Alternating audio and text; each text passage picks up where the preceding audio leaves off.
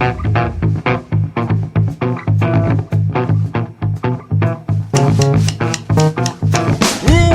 to Gettin' Hard in Nate's Backyard, bringing you the interviews that matter most from coast to coast and worldwide, foaming at the mouth and wide-eyed.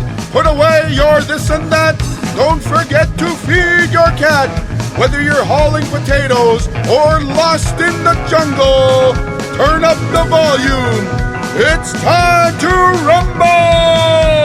On this episode, Nate and Nancy sit down with musician, journalist, photographer, and author Danny Kresnyak. And always, thanks for listening. Hello, and welcome to Gettin' Hard in Nate's Backyard. I am Nate. I have Nancy here. Hello. I have my buddy Danny. Wahala. And then my wife JL and my buddy Mike are in the background hanging out. This podcast is brought to you by Nancy and I. Big Nate Productions. Fuck, we're doing some things, eh? We sure are. I'm throwing out the copy this week, Nancy. We're going to get live about this. Yep. So, all you really need to know is that Big Nate Productions presents to you Calgary Metal Fest, September 14, 15, 16, and definitely 17. And not 18. No. We were going to do 18, but we're not doing it. No Sunday hangover show this No year. hangover show. It's the only time I've ever lost money in my life. Also, Big Nate Productions presents Nate Fest, June 1st through 4th. And it will be all the bands you love locally, and yeah. So, yeah, check out both these. Check out our websites. They'll tell you stuff and things you need to know. Who's playing September 17th? September 17th, we have Annihilator, Exciter, Razor, and Sacrifice. Some of the finest thrash metal talent to ever come out of Canada. So, yeah, that's at Flame Central. And then the 16th will be at Dickens Pub. And the 15th will be at Distortion. And the 14th will be at the Ship and Anchor Pub. All that stuff will be announced further. So, yeah, just stick to CalgaryMetalFest.com. There's no NateFest.com. But if you go to BigNateProductions.com, there will be stuff about Nate Fest and all the other shows we're doing. What are all the other shows we're doing? We're doing Noir on July 6th. With Ye Goat Hurt Gods. Ye Goat Hurt Gods. And Death God. And Death God. A lot of hating of God in there. At Distortion. And at Distortion. And what else? We have other stuff. Spellcaster, May 2nd. That's the Spellcasters from Portland, Oregon. They're rad. What do you call that, Nancy? What is it? What is it? Metal. Yeah, metal. Old school, thrashy metal. Yeah. With Riot City and Hazard.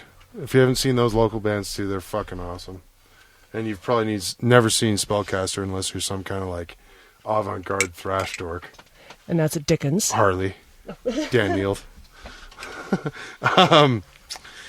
That's at Dickens. And is there anything else on the calendar? I don't think so. That's it, right? Yep. For now. Yeah. And, so this podcast is also brought to you by Right Hook Mics. Go to righthookmics.com. It's what our guests speak through here on the podcast. My buddy Big James, formerly of Endos and currently of X's for Eyes, builds these things by hand. That's totally not true. Does. But he pretty much does.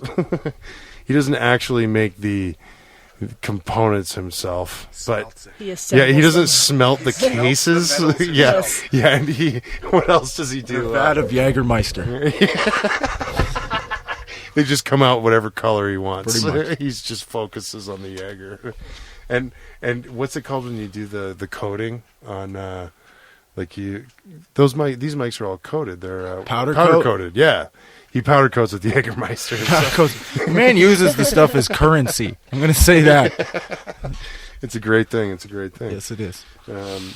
Yeah, so go to righthookmics.com. Is it mics or microphones? I can never remember. Just fucking Google it, people. Get your shit together. Look at the description. Yeah, or there you go. Click on the link in the description of anything you're listening to this on. What else? Am I missing something? Is that it? That's it. Okay. That's it. Vulcan just finished up. Oh, yeah, Vulcan finished up. Fucking Tales of the Tomb won from Edmonton. They're going to Toronto. Yay. Good for you guys. Cheers. Congratulations. Mm-hmm. Good luck in Toronto. I think you're going to lose because it's Toronto, and that's unfortunate. But that's what happens every fucking year. So good on you for going out there and having the gusto and doing it. And thanks for everybody for coming out to the Vulcan Prairie final last week. It was awesome. Last Saturday. Saturday, what was it? What was the date? The 16th. 16th of April, 2016. And thanks for coming out on April 1st, too. Oh, yeah, there you go. To Nancy's birthday party and Metal Fest fundraiser. It was good. That helped. Great. That helped. Yes, thank you. That helped. Thanks, everybody. So, with all that commercial shit being said, I'd like to officially start the podcast and welcome my buddy Danny Kresnyak here. Thanks for having me. Fuck. We should. I was thinking about this earlier because we didn't set this podcast up necessarily. I mean, maybe we talked about it in the past, but we weren't like, on this day at this time we're going to meet in your bus. No, I don't think You're anything just works coming like through. that for us, does it? No, yeah. Well, that's kind of what I just wanted everybody to kind of get an idea. I wanted to give them some background of how we know each other. Oof. So here's the first question I have. When do you think is the first time we met? We met at the Gaslight Saloon in Regina, Saskatchewan. Yeah, that's what I thought too. Yes, sir. Y'all played when you were with Kill Ya Kai, Yeah, and then we had a reckless after party at my house. that's right. Oh, so that was the first time. That was the first night, yes, and sir. if we met before that, it might have been in passing or something. Maybe. I feel like that was the genesis that I'm going to go with. Yeah, fair enough. Okay, cool. Yeah, and that was a crushing party. I remember, I had to drive the next day. Yeah, I remember after that party, it was like, okay, how many 5-hour energies can I buy? Because I need like 20 hours of energy right now to make this 8.5-hour drive. Is that how it works? You drink 4 and it just adds together? In my Viking mind. There you go. Awesome. So you formerly played bass in Agonal. Agonal's done, right? Yes, sir. I mean, we might do another show one day, but you know, I went to Africa. Our drummer exploded. Singer has a baby. Exploded. Yeah, the drummer exploded at one point near the end of our Spinal band. Tap. Definitely. Yeah, he's an electrician, Aaron, and he was in the basement of the technical college, and I guess the breaker that was supposed to be off wasn't off, and he grabbed it and arced it over on him. Oh yeah, Fuck, I didn't know he that, was burnt, man. like face, everything. He's the only thing that saved him was his beard. That part of it that singed, but it didn't burn. Oh. Gangster. Oh yeah. Wow, I didn't know that. That's fucking wild. Cool. So, played in Agonal, and your guys' last show was at Metal Fest. What was that? That was 2. Yeah. Metal Fest 2. I believe it was The yes. best one so far. That was an aggressive festival. We'll get into that later. But then also, so what do you, give the folks some background. So, you went to Africa. So, you're a writer, journalist, bass player, Bridge rad builder. dude. What else? Skilled bridge builder. Waker of the overslept on occasion. What else do I do? Dog father. I like it. But Yeah. So you've written for a bunch of stuff. Can you say or? Oh, yeah, definitely. I mean, I've written for, let's see, Toronto Star was one of the big ones. I was a journalist for human rights for many years. I've written a story for Vice, a story called Beard and Loathing. I did quite well. Last Source News, Vancouver Observer, National Observer, Cannabis Culture, Africa Watch, the Globe newspaper. The list goes on. Adbusters? You worked Yeah. That was that Adbusters one too. right? That one too. Adbusters. Yeah, wrote for them. Worked in the editorial department there for a while. Cool. Yeah. Awesome. And then, so you've written books too, right? How many books have you written? 2? Officially, I've got 2, but there's a number of addendums out there. They're like a coffee table style book, mostly collections of features that I've written in various places, or just stories that I gathered. I am working on another one right now that's a little bit of a different design. It's a consistent narrative throughout. Are you just digging in the bag? Just digging in the bag there. Oh, there we go. Oh, Okay. Carlsberg. There we go. Ole, ole, ole. No shit. Yes. Edit.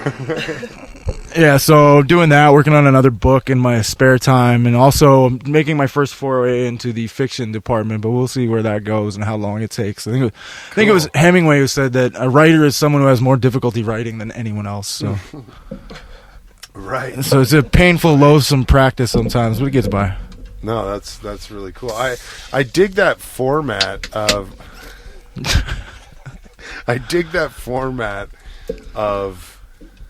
the coffee table. You call it coffee table. Wow, I call back it, of the toilet book, is that better? No. I call it like I have it up on a shelf, like as I'm showing certainly. it off. Yeah, it's like wow, cool. I mean, it's because it's a compilation. He's devaluing it so much because he's an Yeah, I read your artist, book. and that's what they Thank do. you. Thanks, Rick.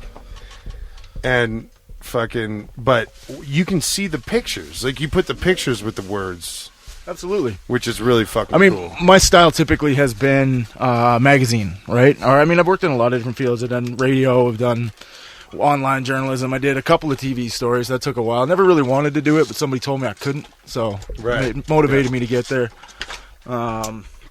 But I mean, the book itself it's just essentially, as it's written as a collection of features. So it's almost a collection of short stories that are told both in image and in word. Everything in there. It's. I look at damn near everything like I do a punk rock or metal show. This is the world I come from. This is the world I identify with. And as far as my work in the journalism, as far as my work in journalism goes. It's the same thing, man. It's a DIY. I mean, I do work with a publisher, but at the same time, I have full control. I have what content goes in there. It's my words. I do have an editor I work with as well. Otherwise, it would get somewhat rambling, and I forget where commas go and shit sometimes. But the images themselves, for me, seem to capture more people's interest. And one of the things that I do when I release a new book is I'll do a combined art installation with it, multimedia displays or cool, whatever it is, in order to just sort of. I mean, it's because. Oh man! Somebody just fucking did a B&E nice, here in Bowness. sweet, Peeling laying a out there. blackie. I love it.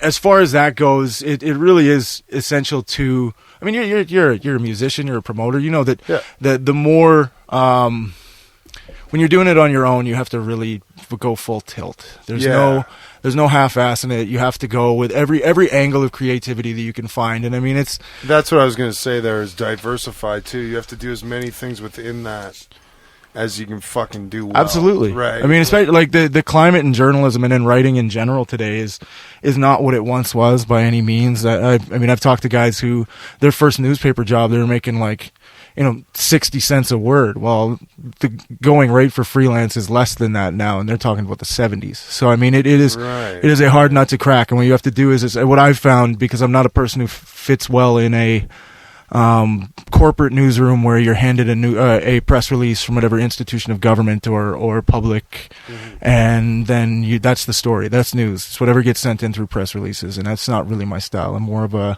like to get in the thick of things. I like to dig them out. I like to find stories in the streets, stories about people, right? Yeah. Well, real shit. Real shit. Stories about people and the struggle behind people, because, I mean, I'm thoroughly convinced that people who struggle innovate.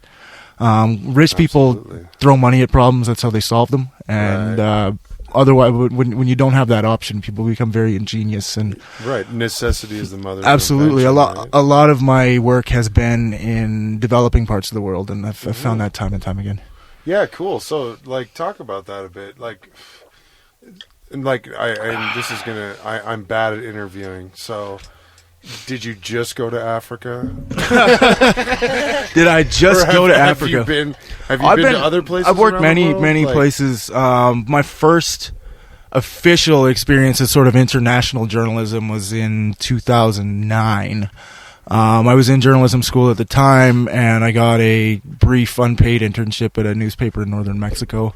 Oh, wow. Went down there and reported on the situation in northern. It's an interesting paper. They're called the Baja Times, and they're like they're an English language daily that's marketed to very wealthy Americans who move to the north of Mexico when they retire. It's a cheap place to live, but it's also at the time, particularly I was in Tijuana, right? So on the Tijuana side, it was very, it was the heart of a drug conflict. So there was violence in the streets. It was in 2009. So I mean, that might have been the year we met, maybe somewhere around there. Yeah. But I found there that violence was sort of a rule. It was an accepted thing, and people. I talked to folks who had been in shootouts, and they're hitting the deck, and all the Mexican locals are just kind of like looking at him like, they're not bothering us, right? It's kind of crazy. I didn't get a bullet. Whatever. Yeah, whatever. They just blew up a cop car. Well, big deal. Wasn't that neat? There wasn't. That cop car. There's an unwritten rule at the time working there that stories didn't really make a big impact or make the front page unless there was like 4 bodies. Right. Yeah.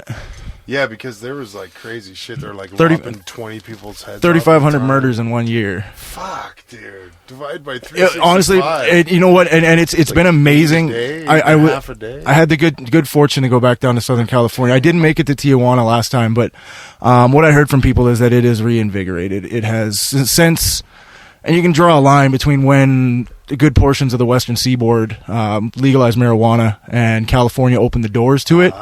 The Tijuana, mostly what was going through that corridor, and still to this day, is human trafficking and stuff like marijuana, right?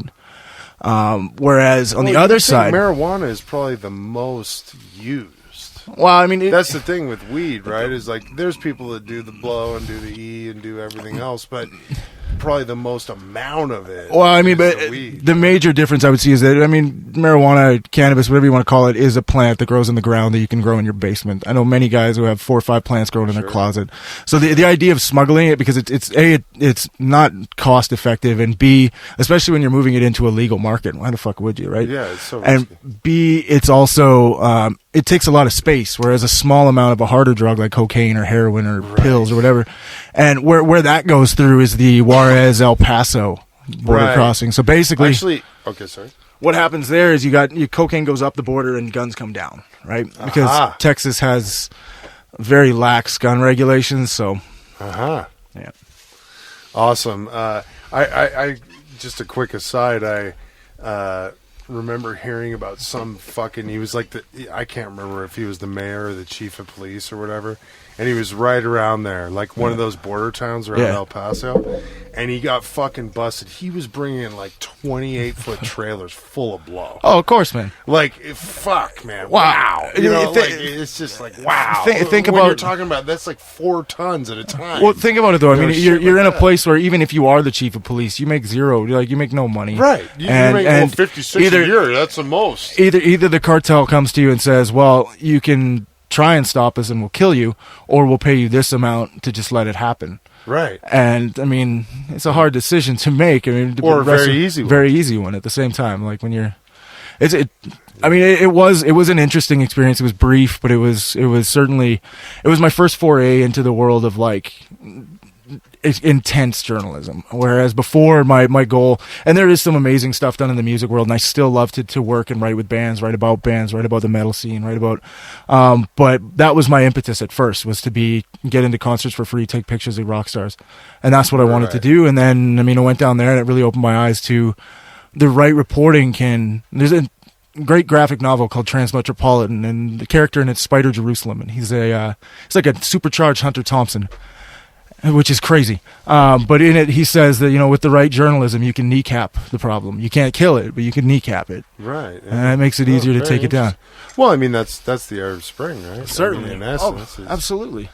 And the problem is, like, to call it the Arab Spring is kind of weird because it was like the Occupy movement, and then, right? Like, it went like from Occupy to... Well, Arab Spring was just like the internet. Arab Spring, the Twitter revolution is another name for the Arab Spring. It was where people But I mean, it really, it's just using the tools that we have today. But Yes. there was still, I mean, revolutions happened before the internet. There was No, for sure. Absolutely. and I mean, and there was a lot more. I think like it's used for wonderful things, but in the end, I wonder if it questions people's commitment and it makes it easier. There's an idea called slacktivism where you're in it and you support it and you click yes or click like or whatever it may be, but to get people into the streets is much more difficult these days because they do have that sort of mediocre channel. Yeah. I mean, but other than that, Mexico, France, I worked in the G8G20 in 2011. I was over there. Oh. That was an amazing experience. I love that country. I mean, not that it really matters, but who are you writing for, then? At that time, I was writing for a magazine called Speak. Oh, okay. And I basically went there on my own dime, and in the end, either broke even or didn't, lost a little bit of money. But Right. I just wanted to see what happened. I the year before it had been in Canada, and there was everybody saw the cover of Maclean's. It was like the burning cop car, because what's better to take a picture at in a riot than a burning cop car? Yeah. That's the shot that everybody wants. But and in France, I found it totally. I mean, every riot I've ever seen started with cops showing up in riot gear. So Right. whereas in France, we marched. There was a march from Rue de Concorde, which is where the king lost his head at one point, and Marie Antoinette and all those people who were guillotined there, and to the Arc de Triomphe. So we marched about 150,000 people along that stretch, and walked right by the National Assembly of France, and all there was for additional security was 4 cops and a waist-high fence. Yeah, I mean, I'm sure it's changed now, and I'm frightened to go back to France after what's happened, because I'm sure they've certainly militarized and all those wonderful things. Well, they're fucking militarizing, Wisconsin. It's so fucking weird. It's like they're just selling all... Terrorists can strike any place, anytime. Yeah, it's like the military is just like, fucking, fire sale on all the personal roaming vehicles or whatever. It's like, what the fuck? Why are you giving, hometown shit to, why are you giving military to fucking hometown fucking police forces? That are just, in a time when there's no real peace. Yeah, exactly. There's no real actual war going on, but there's fucking full bore left and right war happening. That's one thing, but I mean, it's peacetime. Everybody's getting armed. Think about it. Since the 1940s, the largest industry held inside the United States has been the military-industrial complex. Well, yeah. I mean, I know I'm talking like they fucking fired everything off to China. Absolutely, and they shot themselves in the foot, but they keep that there, so they need to keep producing things. And where are they going to go? I mean, we digress. I don't want to talk about world geopolitics. I love it. Yeah, totally. I love it. That's I love it. But so okay. So you're. Oh, one thing I wanted to say about France is that place is crazy. Like, if the truckers are pissed off because they're getting a fucked up deal, they just pull over. Oh yeah, they just pull over, and then it's like, well, you're not getting your shit today. And then shit happens all of a sudden. You're like, wow. I mean, these fuckers are real. It's crazy. I remember after that march, I was sitting at the Great Canadian Pub on the right bank of the Seine, and a group of scantily clad women walked by me, all with placard signs, in lingerie, and I was like, "Okay, I'm following that, right?" So I get up and I walk out, and they were sex workers protesting for pension rights. And job benefits and shit like that. This is a freedom that we don't understand in this part of the world. 750 francs. That's not very much. Seriously, wow. No. This is 09. It's past the euro, but I remember I used to go to Europe when I was a kid and stuff. When the francs and all that, you'd have to. Did you ever go to the Moulin Rouge? We drove across Europe and we had to fucking change our money 3 times. It was hilarious. Did you ever go to the Moulin Rouge? No. Me neither. I went to the place 2 doors down though. Oh yeah. Yeah. Oof. That's the party. Not as classy. Why do I keep doing that? You just don't like women, Danny. you negate their existence. I love women. It's one of my biggest problems. Awesome. So that was, you said 2011. That was 2011, right? And then 2012 was when I went to Ghana. Wow, yeah. I was over there for 6 months, working in a newsroom with... So for people that don't know, because I had to ask you, that's the far west, that's the west. East Africa. See, it's between Cote d'Ivoire and it's on the southern coast of how Africa the Atlantic shaped? Ocean, Pacific Ocean, no, Atlantic Ocean. You're right. So Africa's shaped like this is radio. They're not going to be able to see my hand signals. No, they're not. It's by Nigeria. It's a West African nation. Use your words, Danny. Sub-Sahara. It's a sub-Saharan African there you nation. go. Okay, yeah. Yeah. So very close to the equator then. Yeah. Ish. Yeah, it's pretty Like, close. yeah. It was hot. Closer than I'd want to be. Well, I don't know. When I got there at first, it was in Hamatan season. And Hamatan is this big trade wind that blows over the Sahara and picks up all the silt and the dust and all the crap and blows it into the sky. So when you look up, the sky is essentially like got a red hue to it, right? And it's what it Wild. is. It's sand. And as you're walking, you get covered in this clay, and it's so dry, and it's 45 degrees, and it's smoking hot, and then at night it's so dark because all the sand and everything's in the air that there's no sky. There's a sky. There's no stars. There's no moon. There's no anything. And then one day it just breaks, and there's this perfect circle around the moon of dust that's lit up by it. Really? It's astounding. Kinda It's called the have you moon seen- rainbow. Yes, sir. Have you seen a sundog here? No, not that. Maybe. Okay. I've- Interesting. I'm just trying to visualize this. I've seen the moon. In Alberta, we get this weird phenomenon. Nancy, what's a sundog? Can you Google that? Okay. Google it. We're going to get Nancy to Google what a we go. Sunday. It might. I'm just wondering if it's the same kind of thing. So a Oh, perfect probably. halo. Perfect halo around it, and it's the But dust it's in actually here. dust, though. And you know what? It's strange because I've seen that twice and in two very different parts of the world. The other part was when I was working up north, which was my most recent sort of in the field project. I was in northern Canada working on reserves, starting radio stations, newsletters, helping people tell their own stories. But it gets so cold there at night, and the sky is like there's no light pollution, nothing like that. But there's a perfect circle of like ice crystals around the moon too. Some nights. Crazy. That's just a curvature of the Earth thing? Or I don't the know what fuck causes is it, my going friend, on but it here? is a beautiful thing to see. Wild. I was in a place called Moose Factory, Ontario, which is check it out. Yeah, the moose. It's the oldest English settlement in Canada, but Moose Factory, Ontario is it's a 6 kilometer long island on the Moose River across from Moosonee. Yeah.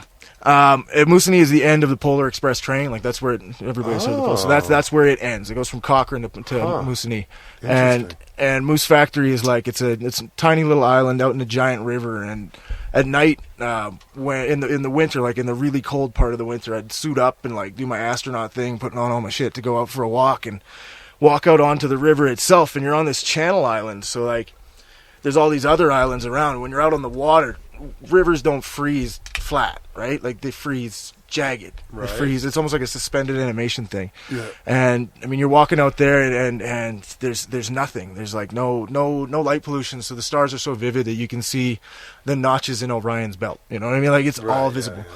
And I'd be walking through, and the northern lights, so Aurora Borealis would be coming down, but because I was on the water, I was below the other islands, so the green of it would be blasting through the island, through the forest. Huh. It's crazy. It looked like an alien landing or something. It's just a marvelous place. That's fucking cool, man. Yeah. So that's how far north is that, Nancy? Can you look that up? You know what? It's at Awapiskat where I started is the same latitude as Saskatoon. Yeah. But because it's right, it's on the James Bay coast, so it's like right tucked up there. But because it's Ontario and because it's the swampy region, it's all fly-in only communities, right? So it's all for 10 months of the year. The only way to get there is a plane. Actually, for a couple of weeks of the year, the only way to get to Moose Factory is a helicopter. Costs $45, takes 2.5 minutes, and everybody on there has 2 cases of beer. The liquor store's in Moosonee, so. Holy shit, Yeah. that's marked up already. Oh yeah. I bet by the time you get that second case of beer, buddy, Oh man. he paid for his, right? Oh yeah. Like any good drug dealer. Oh yeah. I knew a dude who lived in Moosonee. He was a taxi cab driver, and he would do the drive in the wintertime when the ice road's in there. Weetum Ice Road, it's called. He would do the drive. He'd fill up his dashboard with Smirnoff, 26s of Smirnoff. Fill up his dash and then drive it up to Attawapiskat and make $5,000 a trip. Like, cause up there it's considered a dry community, so you're looking at $160 for a 26 of Smirnoff. That's really wild. I'm looking at the map here, and it's like, yeah, Hudson Bay. It's like at the fucking south corner of Hudson Bay, which is that big bay that gives What is that Canada called? its Is that weird James looking. Bay? Yeah, that's the James Bay. Yeah. There's a Okay, little. so that smaller kickdown one is James If Bay. you get a little closer, there's an island that's a half moon shape. Amkiski Island, right there. Cool. And I went out there with some buddies of mine. They're hunter guys, and it's totally uninhabited by humans. There's just a few hunting camps that have been there for forever, right? Right. And when you get out there, it's actually considered part of Nunavut, because that's superfluous information. But because it's so untouched, half of it is like rock face and sagebrush, and then the rest of it is a moss pack that's like a good solid 12, 18 inch thick, right? Muskeg. Muskeg, yes sir. But you like just the softest moss you could ever imagine. You lay in it, and I found myself taking naps. But the whole island, because of where it is, and because there's not much there. The brutal irony. Absolutely. There's a plush top mattress over half the land. I shouldn't be telling this. It's a pristine thing. There's somebody gonna be over there building oil derricks. But the whole island's run by these little red foxes, right? Like they're everywhere, and they're just like the highest thing on the food chain there. So they're bouncing all around. Cool. Yeah. That's fucking awesome. Wow. How long were you up there for? I was in the north for a year. Well, Northern Ontario for a year. 3 months, 3 different communities, and then some time in Thunder Bay in between, which is also a very wild place. The radio station, or the news service that I was working for, was on a mall, but the mall was like... At first, when I saw that, I was like, oh, cool, I can like get lunch and find stuff. But the mall is like the downtown Thunder Bay Mall. And and so like the busiest storefront in it is either the bargain shop or the methadone clinic. They got 2 Robin's Donuts that are facing each other, and like it's just a strange place. But I remember my first day. No Starbucks. No Starbucks. No Timmy's. No nothing. Absolutely zero Starbucks has no interest in Thunder Bay. I don't think. If you want Starbucks, don't go to Thunder Bay. Many other wonderful things in Thunder Bay. Don't get me wrong here. Red River Road can be a lot of fun. Prince Arthur Hotel. But my first day at the mall there, I hadn't gotten my like fancy key for the fancy bathroom yet, so I was like, I had to use the public, and it was 9 a.m, and I walk in, and there's like clearly cocaine residue on the toilet paper thing. I was like, wow, it's pretty early. Cats are getting started.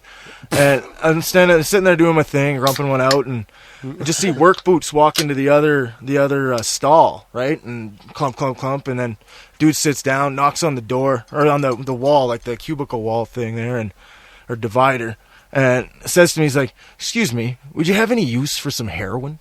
It's like, what? What the, like, nobody had ever tried to sell me drugs that politely before, so I refused them. Well, especially heroin. I know. I didn't start out at weed or no, anything. But I refused them, but I just was like, it's 9:30 in the morning on a Monday. Would I have any use for some heroin? No, not right now, man, but yeah, and then a couple, they were building a courthouse next door, so there's all these job, like working man there, and so then, like 2 weeks later, one of the cranes fell down. So I don't know if those things are related, but it's possible. So I want to get back to your adventures in Ghana in a bit. Okay. And then also some rad Metal Fest stories. But Bottle rockets. Oh, yeah, and other fucking hilarious stories. The hamburger incident. Yeah, the hamburger incident, the bottle rocket off. But you were also... Even before all of this, even before 2009, you were a boxer, right? Certainly. Yeah, and you fucking, like, did you go around the world boxing? Go around the world. I mean, I went to a couple of places for tournaments. I went to, it's like, once you get on certain circuits or once you start moving, there's a lot of opportunity in the sport, right? There's a lot of places that it can take you to. I honestly, like, I still... I have my level 2 certification to coach, which I here and there, but I've recently gotten into jiu-jitsu, which has been a real return, because for a long time working away, I didn't do anything short of Ghana. There's a place in Ghana called Bukom Square, which I'd love to talk about more, but it's this little dusty field in the middle of Jamestown, Accra, which is like part of the ghetto of the city, and in the last 30 years, it's produced 9 world champions. So, like, Josh Claudius from there, and Bukom Banku, and Mazuma Nelson, and Joseph King Kong Ibeko. I don't know if anybody knows who I'm talking about right now. If you're boxing people, you'll probably get it. But but these are world champions. Like, sorry. Uh-oh. There we go. Yeah, so, I mean, the sport itself was certainly an important part of my upbringing. But, yeah. Okay, sorry. So... the sport itself was a big part of your upbringing? Well, I mean, anything that you're doing that consistently. And So, like, how old were you when you got into the boxing? I mean, a lot of the males in my family were boxers as well. So Oh, it wasn't fuck, thing. really? It just, I mean, hockey and boxing, right? You know, that's in many ways that's Canadian to me. You know, there's Nice. but yeah. So I started Well, we doing haven't that told pretty the young. people at all either that you're from. Well, you're from Regina, but you reside out of Vancouver right now, yeah. No, cool. So you grew up in Regina. No, actually, I was born in Calgary. To tell you the truth. Oh, fuck! Another fun fact. Oh yeah, it's been a lot of somewhat nomadic existence. I was born in Calgary, and then I moved to Saskatoon when I was in the, let's say, fourth grade, and then was there for a couple of years, and moved out to Victoria for a couple of years, and then to Regina, and then did like high school and the formative years after it in Regina. This fucking makes interesting people. Like, I've fucking moved around a ton too. I mean, not that much. Like, maybe, I don't know, whatever. Who's counting? But you know, this, like, when you're. So did you do a lot of that in high school? Moving around? Yeah, I mean, I went to 3 different high schools from and in different So moved around a lot. I mean, it does 2 things to you. It makes, in some degree, it makes stability an uncomfortable thing. So you tend to seek out, or at least for me, you tend to seek out like crazy shit. You like the idea. You get itchy feet, right? You're like the rambling man. They're like you're so used to. Too boring. Yeah, exactly. It is way too easy. I got to go make something harder for myself. I'm gonna go do this. I'm gonna I gotta go totally fuck myself. That's right. I gotta go crazy. And it also makes you really good at, it makes you unafraid to sit down and just talk to strangers too, which has been very helpful in my career as a journalist. And other weird little things like etiquettes, like, on that thought, like etiquettes, like even like, all of a sudden I was overseas at some big dick dinner. And it was like, oh, the fork goes on this side. Yeah. You kind of like pick up, like when fortunately I had a little bit of that, but when you experience new things, like when you're thrown into situations you don't foresee, like that. You adapt that to quickly. Me is what it is. Certainly. Like what you're saying, where you can you adapt sit down quickly with anybody and be like, hey man, where are you from? What's going on? What are you doing? Introducing yourself or being introducing yourself to these people is something you're very comfortable with, I find. Well, and you're doing this in Ghana. Yeah, well, I mean, Ghana was like, because I was working at the radio station there's a national news service. There's a newspaper tied to it as well. It's called City FM 97.3. CITI 97.3. CITI. Exactly. Link it, Nancy. It's a great station. And there's also a newspaper tied to it called the Globe newspaper. And there you go. so with that, and traveling as a journalist is an interesting thing because you get to go to places that aren't touristy, right? Like you go to things that, I mean, when I was in France the first time, I also went to the Louvre, which was amazing. It was a life-affirming, incredible, like looking at this what humanity. Oh yeah, you see what humanity has created, and to some degree, you look at it and you're like, well, somebody created that with their 2 hands, and I have 2 hands, so what can I do with mine, right? And also, like I found with things like the Mona Lisa and David, you're like, I thought that would be bigger. Mona Lisa for sure. Not to be like, I mean, Mona Lisa. I'm harshing on the Mona Lisa. It's got the mosh pit in front, which is kind of weird. Yeah, people just trying to. The one that no flash. One that really struck me as far as a really famous piece was Winged Victory.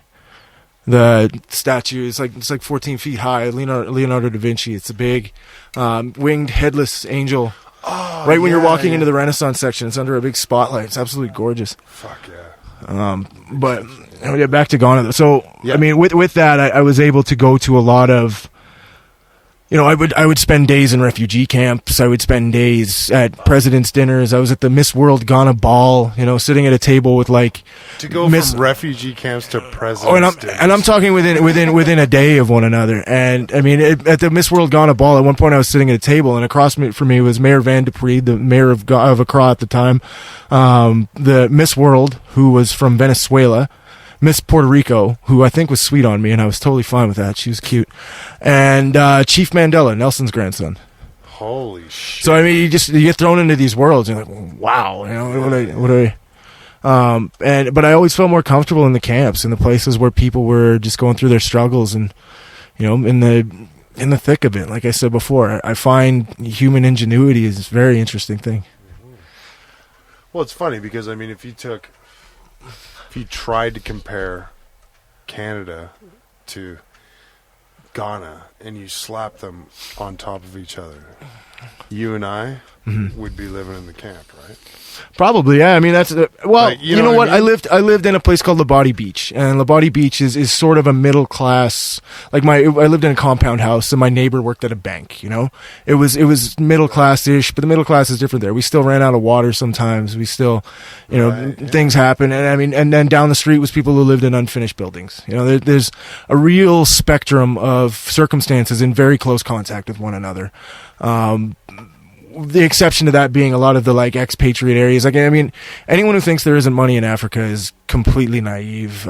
There is wealth, there is opulence, there's beyond your wildest dreams, because it's huge. It's huge. A and B. It's, if you have money, you can do literally anything there. Like there is, I became friends with a girl named Avery, and she was the daughter of the Canadian High Commissioner, right? And would go to High Commission parties, things like Canada, night where they would once a month they'd have people in. It was cool. And then we went to the residence, and the residences is where they really show this is Canada flexing, or this is whichever country flexing, right? And I remember next door was the French residence, and the High Commissioner from France had French deer that had been flown in, grazing the grass on his property. And that's reality. That's what Escaping and mating with the kudu. That's right. That's right. I mean, it's just a very it's somewhat of a perplexing place, but at the same time, as far as I'll be frank with you here, short of my time up north, I don't think I've actually felt free in this country since I got back. Wow. There are so many rules and structures and things in the way of just being city bylaws or whatever it may be. Parking tickets. I remember sitting in traffic in Ghana. And I'm not advocating for drinking and driving, but sitting in traffic in Ghana in a taxi cab and having a man walk by you with a case of Guinness on his head and just sell you a Guinness. Here you go. Or awesome. Everybody carries everything on their head. You weren't driving the cab. No, I wasn't driving. I was sitting in it. It's fine. I should be able to have a beer there. Fuck, they do that at goddamn hockey games. There you go. Totally, dude. Totally. Oh yeah, you see, crazy. I remember, my first week there. I got there on Friday the 13th of February of 2012, and I recall having to just put my cameras away, because if I wouldn't have, I would have taken 10,000 pictures of people carrying stuff on their head, because it was the thing that I saw that was wow, that's really Africa. This is, and at that point I still referred to Africa as Africa. It was a continent. It was a monolith, right? Right. Whereas when you start to experience it, embrace it, you really begin to understand that it is as diverse a place as here, if not more. Well, for sure, right? And, those lines are there for. And the more comfortable you get in a place, the more you start to see the similarities. And I mean, just a little story to kind of demonstrate that is over here, when it shifts from winter to spring, I get a terrible head cold. It's that shift in the weather. I get just a pressure in my head, and I'm dripping and all these terrible things. And it never fails, man. Somebody always says to me that it's the change in the weather. It's the change. It'll pass. It's the change in the weather. And same thing over there. When it shifted from that Hamatan I was telling you about to the wet season, I got a terrible head cold. I had snot dripping out of my nose, headaches, and my news editor, a man I respect a great deal, named Papa Ako, he looked at me and said, "Oh, it's just the change in the weather." And that moment to me, I was like, that's all it is. That's all any of it is. It doesn't matter where you are. I mean, the world is motivated by the same things. Most people are motivated by the same things. They want to, eat, sleep, fuck, drink, be awesome. Be awesome. Take care of their kids. Hopefully, put their kids a little further ahead than the opportunities they had. Yeah. And that's reality. We put all these walls in place because a person wears a turban, or a person carries shit on their head, or somebody's a Canadians fan, or whatever else it is. It's the same shit, man. Yeah. We all exist so on the same biological level, and everywhere you go in the world. And when you start to realize that is when you really travel. And I mean, I've always had a rule that if I'm working in a place, or if I'm in a place for an extended period of time, I didn't actually live there until I had to pay an electrical bill. that's like my tipping point. I'm like, okay, I'm officially here now, right? Yeah. And by the time you get to that, if you have in Ghana? oh yeah, Fuck. of course I live in a house. Yeah, so there's a Danny Kresnyak account. Well, over there, everything is Ghana, prepaid. Ghana Max. Everything operates like, unless you're one of the rich people, everything operates like a prepaid cell phone. You go and buy a card, and you literally stick it in your electrical box, and it loads you up. Are you fucking serious? Dead serious, man. That's how it goes. Oh yeah, that's weird. I remember, and it becomes so normal to you after a while. Like over there, you obviously you don't have clean drinking water, which, as I said before, Canada is the same way. The north of this country, the communities I was in up there, I would say was a more challenging project than anywhere else I've ever been in the world. We're going to go right back to this, but isn't one of those communities by Attawapaskat? Attawapaskat is... they've had a 22-year boil water. Oh, yeah. That's not uncommon. That's not uncommon up there. Fuck. So, anyway. That's totally not uncommon. But the difference being that in Ghana, you would go to the little corner store and buy these bags of water that were 500 milliliters and big bags of them for a pretty reasonable price. Like one of those bags would cost you like 20 pesewa, which is 20 of their cents. So like about 6 cents Canadian in the exchange for 500. And that's the water that you drink, right? And I mean, you drink with it. I've had to shower with it. I know it takes 6 bags of that for me to have a decent shower. Wow. You run out of water sometimes. But the difference being there, and then you go to Canada in the north, and to buy a bottle of water in a community that has a boil water advisory is, I mean, for a 4-liter jug is $12.99. And Attawapaskat right now is in the news again. It's been as far as the mass image, suicide attempts. The image of what a northern Canadian community is to many people is drawn from Attawapaskat, and I think that's why I was so motivated to get there, because I wanted to know why. Why is it that this microcosm is used to define the whole situation in the north? And I mean, I found up there was many differences between communities that I worked in, depending on the connectivity to the rest of the world. Like Attawapaskat is strictly a fly-in only community. They have an ice road for 2 months of the year. Their unemployment rate is in the 85 to 90%, because you can have a job with the band office, you can have a job maybe in the northern store, but even the northern store flies most of their people in.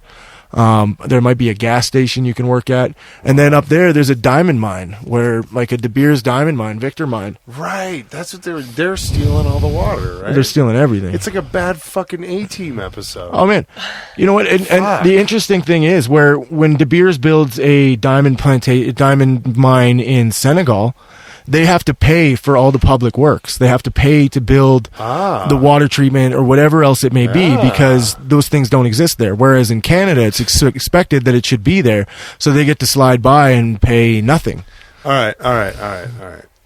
This is we got to take a break. We got to have a piss. We got to refuel. Let's play some music. Yeah. Sorry, it's getting heavy. Probably play some music. But we'll be right back.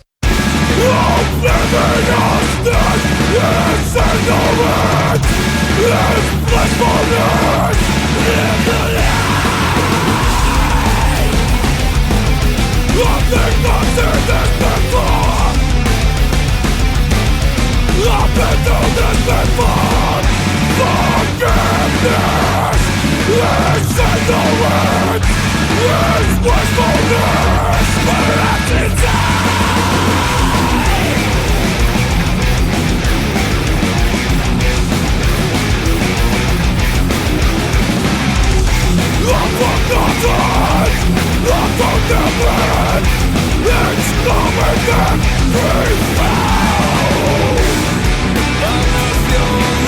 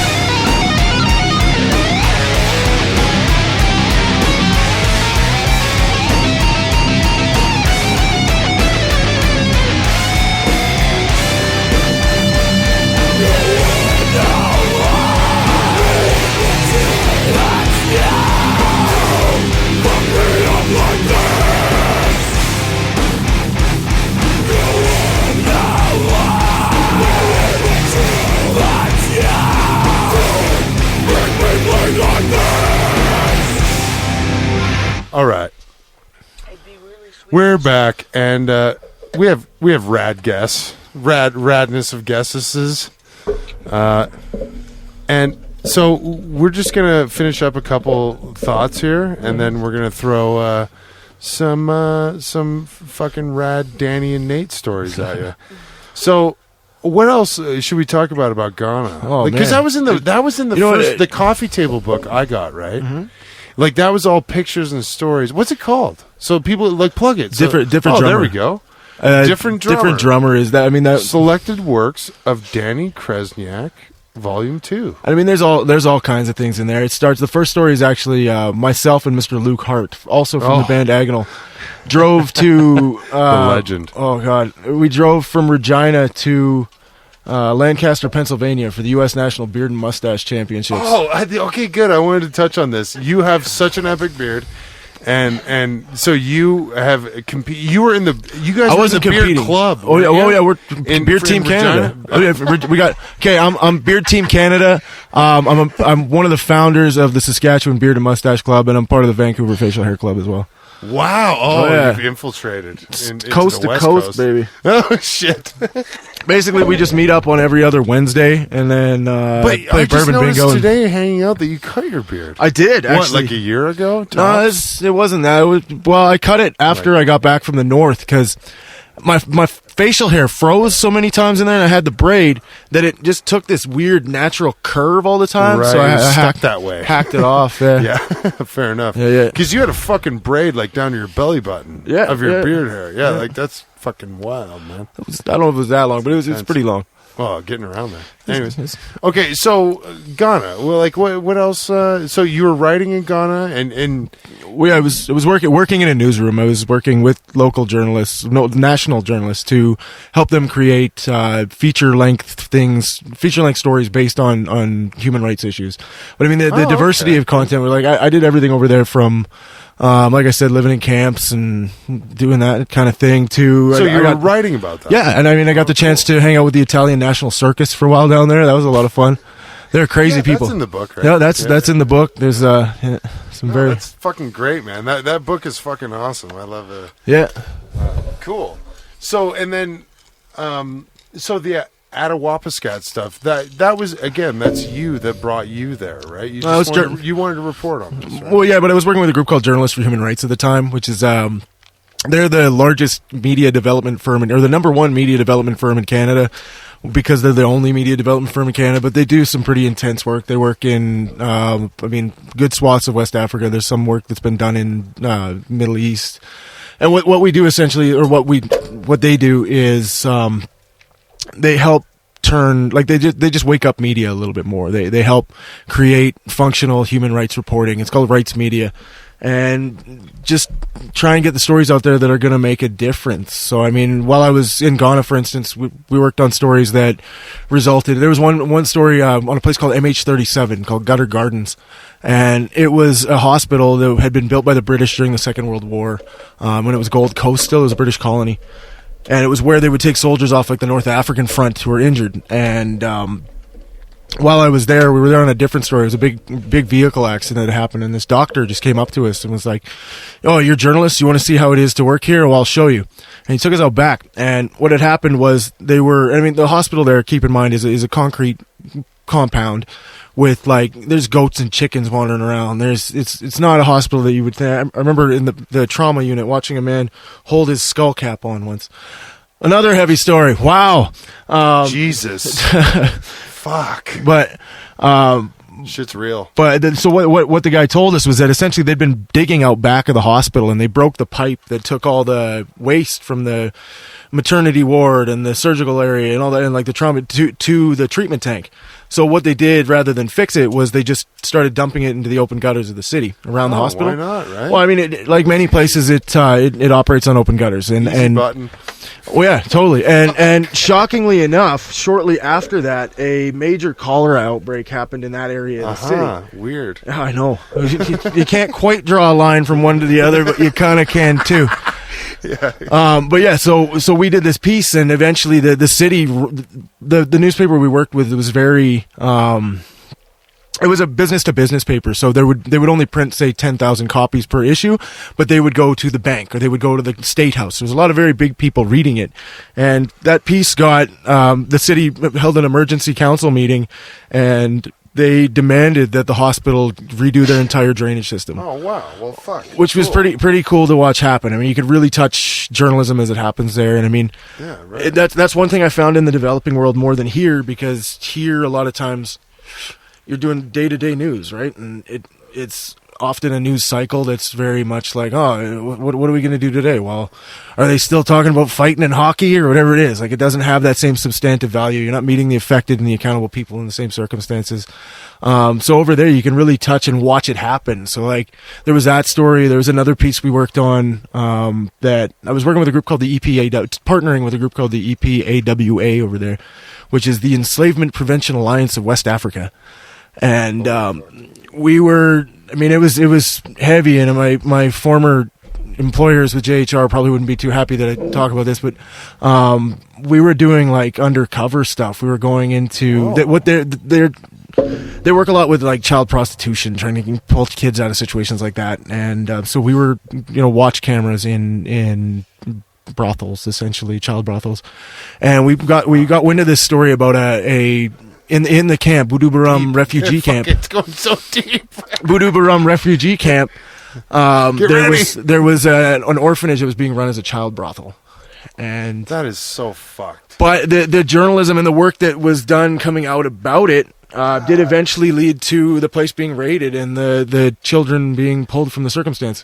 I mean, in the long run, I don't know how much good it did, because it was just sort of a pull up the flag and move it somewhere else. Right. But it was pretty Such crazy. a big problem. It was pretty crazy when I got the call to say that that it happened, like they raided it out, and that the High Commissioner of Canada was very involved in mobilizing people for that. And Wow. I don't know, it just really, it's an interesting thing to watch your work when rubber hits road, as the cliche goes. When No, it definitely. really starts to make a difference. Like, yeah, I mean, if you're changing stuff now, it's like a whole. And again, it goes back to that whole, like, I mean, that's doing that there, which Yep. is fucking super awesome.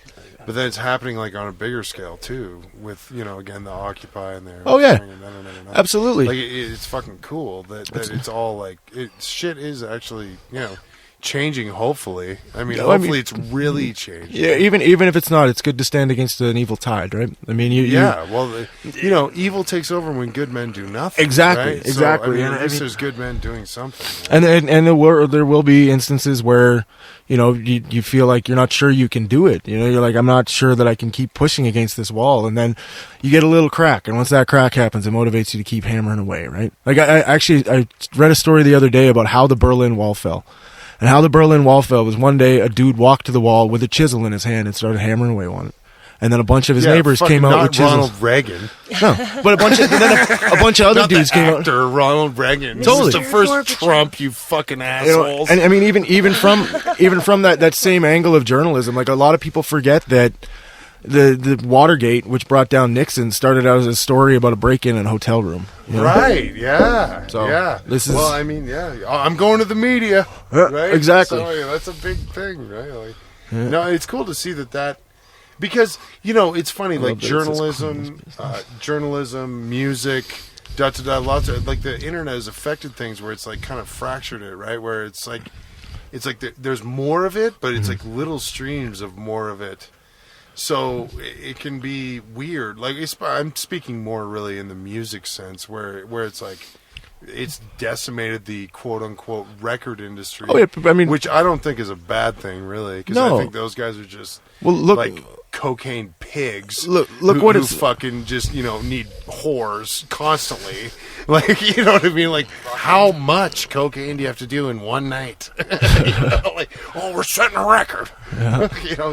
So like, that's not like, I'm all down for everybody having a good time, but when you get greedy with like anything, you're gonna go down. So, but the point is, with the internet, like, kind of, it seems like it's done that too. It's bringing down newspapers. Oh yeah, newspapers have taken huge hits, but I mean, at the same time, newspapers, and I found this working in corporate news that it's the same as any other corporate environment. You're not making steel, you're not making tires, you're making news. This is the product that you bring to market. Yeah. And that's the way it's sold, and that's the way it's packaged. But the thing is that now there's all these free sources for news, and people aren't Right. necessarily as now quick what? to buy to. Exactly, and that's why it's struggling. That's why old media in many ways is falling. But there's still, like... There's a company called Black Press that owns small newspapers all over the country, and they focus hyper locally, and they're surging. Their owner is like a billionaire. See, but Yeah. but You at the guys same can time, figure it out, then or you didn't, right? then you get say a Metro or a 24/7 or even the Sun or the Post media papers, where a lot of the content comes out of a hub somewhere, whether it's Calgary or Winnipeg, and so you get a very small portion of what's happening in the place that you live, right? And that's like essentially with the Northern Project. That's what we were trying to do, was establish appropriate media, establish media that's talking about community issues that coming from a community perspective, rather than having someone fly in and fly out with a story that they had a hypothesis toward before. And seriously, I hope we can end it after your rebuttal, after I say this. But it's one thing, and I probably shouldn't even say it, but it's one thing that's always driven me up the fucking wall about the CBC, is that's their intended mechanism. Mm-hmm. That they're there and they can inform you, and they're there in every little place. It's to give, it's to have coverage across the whole country. That's why taxpayers pay for it and all this stuff. Yeah. But then it just turns into this, like, they mix it with capitalism, for lack of a better term, and commercialism, and fucking it's BC gets BC news, and Alberta gets Alberta, and so on. Yeah. And fucking nobody knows what the fuck is going on anywhere. No. And it's not what it's supposed to be. And you got to have guys like you running around, stabbing the fucking balloon to make it bleed, so that, you and the internet, so that we can fucking hear about what is going on in the country. Like, that's fucked up, man. Well, I mean, the reality. Well, CBC on too the corporate, whole, it is on a television perspective. But it's not radio wise. There's still no advertising. They don't run radio advertisements on CBC radio. They are on station IDs, shit like that. But at the same time, down a little bit. At the same But time, why is though, there commercials on TV? Like, even that, because we don't. I mean, as an agency, it's taken, I think it's $168 million cut since when Harper started in power. So I mean, the shredding. There's a great tendency in the right or in the conservative movement to look at a social program and say this isn't working, and when nobody listens, they just start defunding it to the point where it can't operate. Yeah, I don't anymore. agree with that either. And like you said, that CBC is supposed to have these stations everywhere. Well, I mean, in 1980, CBC Saskatchewan had a Weyburn outlet and all these other small little outlets. Okay, now they have Regina, Saskatoon, and one guy in Prince Albert that's supposed to be charged in the north. Let me tell you something, my friend. You can drive 8 hours north of Prince Albert and still be in Saskatchewan. To be considered like for that to be The road doesn't go that far. Absolutely. To try and say that there's actual national coverage happening, and I mean, then that's what's going to change in Canadian journalism. People are moving away from, like, I watch the ticker in the morning just to make sure the aliens didn't attack or anything. Isn't that it? But you know what? I really, if that happens, like Trump's going to be president. Yeah. Okay. Television has never broken a story short of 9/11 because it's not the way it operates. Television there's so much that goes into crafting a story, even a day-to-day one, and it's very rigid and very inflexible, and because it's so crafted, like. To turn this back to Marshall McLuhan, what the media is the message thing. What I've always looked at is original journalism, or like news, was either a guy yelling in the street or somebody nailing something to the door of the church. It was something that people had to come up and read, if you could read, or you have it read to you. And the newspaper was the same way. You have to read it. It's an action. It's an active thing. It's the smartphone before the smartphone. Totally. And then radio is something that people listen to, and they're probably doing something else too. Nobody really sits down and intently listens to radio anymore. I mean, unless you're driving. I mean, that's the majority of that listenership is when they're driving. And then television is something that you just sit in front of and watch it and just consume whatever it's throwing at you. So when it became most people got their news from television, we all lost touch with a lot of shit that was happening because TV is like, okay, to get a TV story out, you got to know in the morning what story you're doing, and you have to be able to get it on air by 5 o'clock. And it takes a lot of shit. You got to edit, you got to do all these other things to get it out there. So it's a very difficult balanced line. I do have a great deal of respect for some of the people that I worked with there. They've managed to exist in a broken system and thrive in it. And yet, I feel like the same as the music world, decentralization was something that needed to happen in journalism. It was absolutely. It was. I mean, and since that's so happened, high on the hog. That's my point. It's like everybody's so high on the hog that they start fucking sucking. They become. Genghis Khan was a motherfucker, but his son was a big pussy because he had it handed to him. Oh yeah, you become. You know what I mean? Like, you become convinced that you're very important. Once you become convinced of your own importance, you start to lose importance. You know what I mean? Like, I remember one of my last things there was the 75th anniversary of the CBC, and they dedicated a considerable chunk of their budget to promoting the fact that it was the 75th anniversary of CBC. And frankly, in this room, who here cares? Right. It's a footnote. It's a thing. I don't get that But stuff. when you're sensitive about the fact that, jobs are being cut and all these other things are happening, well, you have to try and balloon your importance. No different than working with bands. When you meet a band that's on the way up, they're probably pretty cool. They like to party. When you meet a band that's at the top, they're probably really interesting and cool and willing to talk. But when you meet a band that's on the way down, they're probably an asshole. They're going to demand a bunch of stuff that, like, when a person demands special treatment. What it is? I think that's what it is, Nate. The whole time. Fuck, you just connected a dot. Totally. I'm When because going to be nicer to people when I'm working. a person who's on that person any this is something my grandfather taught me. Anyone who demands special treatment probably doesn't deserve it, and we're at a point in many situations where the demand for special treatment amongst outdated dinosaur news agencies is not really. They need to adapt. Like, for instance, when I was in Attawapiskat, when they launched CBC Aboriginal Portal on the website, a good portion of it was the people that I had mentored. It was their stories, right? And it was the first time the CBC had ever dedicated budget to freelance journalism on the internet. That was 2014. Whoa. Yeah, right. And that's 10 years behind Gawker. And while Gawker's not a thing anymore, I don't think, ever since the Hulk Hogan decision there. But I mean, Huffington Post. Good for Hulk Hogan. $115 million. Give it up for Hulk Hogan. Fucking right. Ooh, yeah. You better tell somebody if you're banging their wife or whatever happened. Wasn't he filming it though? The Love Sponge. He just didn't tell him that he was going to put it out there. But the guy whose wife it was like filming. He's a shock jock radio DJ in Florida. Bubba the Love Sponge. Yeah, sister, you need to get permission from me in writing before you can put this on Gawker. Good Lord. Yeah, I mean, but and that also is a real catch-22 with internet-focused journalism. Is not many places have figured out how to get paid for it. Right. And B, they're so slow on that. And B, so slow. Motherfucker, it is. There is a lot of stuff that goes out on the internet that doesn't. There's no. You can anybody can start a blog. Anybody can start a website. They can say whatever they want. And that's the difference between professional journalism. Still, is that.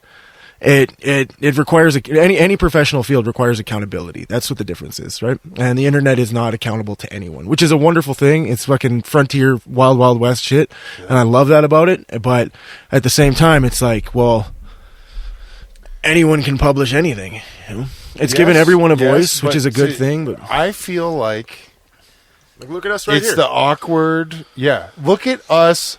Six fucking people sitting in a handy bus. That's right. Okay, this is absolutely not enough room for this many people to exist while I'm chain smoking. That's yeah,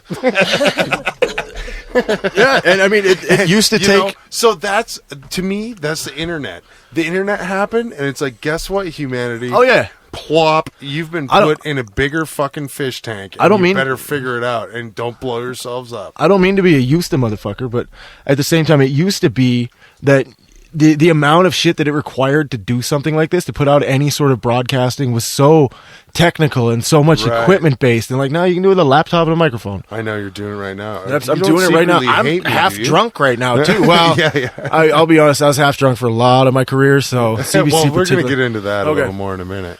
I have such a radio voice. Did you hear that? Come on, CJ92. Pay me $100,000 a year. When Jerry Forbes retires, hire Big Nate. Big Nate in the morning. Could you imagine? Be fantastic. You need to Big start Nate in the morning yelling. Start working on your fart sound bank. Yeah, totally. Hey, I got logic. The Gator and the Maniac in the morning. Awesome. So, I mean, rad, dude. Fuck. You've done so much cool shit. It's awesome. We're going to do another podcast another time. We're going to talk about more of the rad shit.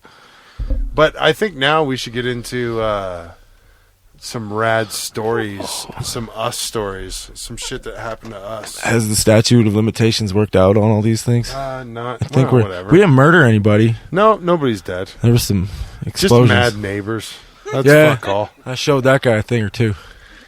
Yeah, so, okay, Agonal played at Calgary Metal Fest 2, and then, which was awesome, like, more awesome than I expected. And so then we went back to my house. It was funny. It was the bro show, so it was all, like, it was Ninja Spy and you guys, and Kayaktis played, and fucking... Sparky, Lava Goat, Endust. All this, like, Endust, like, all these bands. And then Disciples of Power headlined. So it was just like, we've all worked together. It was just crazy. You know that scene in Usual Suspects when he's like, these guys are not people you should ever put in a room together? That was exactly what that night was. Yeah. Especially once we found that weird Polish vodka. So, it was a great night. And then... oh, yeah, so I remember, I was like, okay, I barely remember, but I was like, okay, fuck, after party fell through, party at my house. And I knew I had the big van, somebody else driving it, of course. And so there's 16 people there. And then I thought, like, another carload or two. And then we're, like, pulling up to my house, and I looked, and I was like, fuck, there's, like, 8 carloads of people. So then we all went into my backyard, unannounced. I had a newborn baby at the time that fortunately was not even on the property. I remember you saying that before announcing the party. I think that was like party. the first time she was babysat by anybody or something to that effect. And so there's like 80 people in my backyard. All of a sudden, well, I don't know, 30 or 40. That was a substantial number. Like, fuck. Enough to wake the neighbors for sure. Yeah. So we were having a great time, and my neighbor wakes up and he's like, "My fucking," and it was funny. I'm gonna tell this story first because it's funnier. He since installed a air conditioner so he can have all his windows shut all the time because of this party. So HVAC, you should sponsor somehow. So we were barbecuing. It was awesome. We were barbecuing, and we were drinking in the backyard. And then my neighbor comes out, who I've like never met. You know, it's not like we. It's like, oh hey, I'm Jim Bob. Oh, I'm Nate. Never met him. He comes out. He's like, I've barely ever seen the guy too. My fucking kids are trying to sleep. Brr, brr. And then everybody, it was like 30 people were like, oh, like all at the same time. And then we kind of brought it inside. And then my buddy Danny here, well, you tell the story from now. There's some scenes deleted, but yeah, I don't know. I was there. I flew in for that show. I was working in that's right at the beginning of that project in Northern Ontario. So I was in Thunder Bay. I caught a flight back for the show. It was a big deal. Came out for it and played the show, which was it was our last show. I think we knew that it was going to be, if not our last for a long while. So we all just fucking left it on the stage, man. We did everything you guys we could. Fucking killed it. It was awesome. We went as hard as we could, and then afterwards, well, I mean, there was a couple bands left, so we were drinking. They were drinking all day. I remember walking down the street in Calgary and just watching the mass, like, oh, Sparky's here now. Oh shit, Endast is here now, and just taking pictures of it and being like, watching our gang, our gaggle and collective just get larger and just be more fierce, right? And like, oh. So we're like, I recall shotgunning beers in the bar at like somewhere, Vern's maybe. Yeah. Anyways, speaking of, can somebody pass me another one of them? No, sure. So yeah, thank you. And so we played the show, and then afterwards, and I was with I think I got there in a cab. I was with two young ladies, a former flame of mine and her best friend, and got to your house and enjoyed some barbecue, and then that motherfucker started yelling at us. I remember thinking, I'm like, it's Friday night. They don't have school tomorrow. I don't give a shit about whether your kids are sleeping or not. So, solid logic. exactly. Actually. Oh yeah, solid, drunken, reckless, heathen behavior logic. We're out there, and I just started throwing hot dogs at his windows. I was just like picking stuff and throwing hot dogs. I thought it was just the side of the house. I didn't realize it was directly at the windows. It was in it. Those are like drums. Oh yeah, you throw hot dogs at them. Yeah, pretty much. So yeah, it wasn't that craziest story, but imagine being that guy. He's like, I hate my wife. I hate my life. I fucking work up in the ranch all the time. I come back home. Cheeseburgers fat bitch with the cheese on. Threw them. I wonder if any of them stuck. Pickle races.